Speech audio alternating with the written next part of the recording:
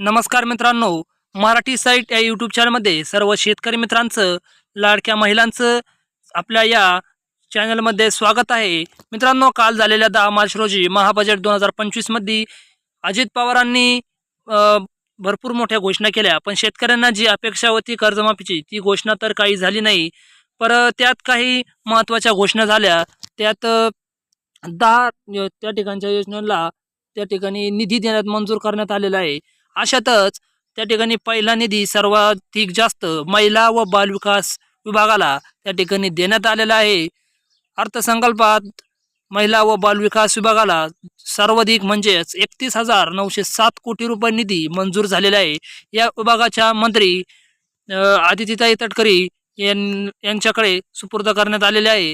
तरी लाडक्या बहिणींसाठी ज्या ठिकाणी चांगल्या प्रकारे काम करतात त्या ठिकाणी आता आदितीताई तटकरे यांच्या महिला व बालविकास विभागाला सार्वत्रिक 31,907 कोटी रुपयांचा निधी सरकारकडून मंजूर झालेला आहे.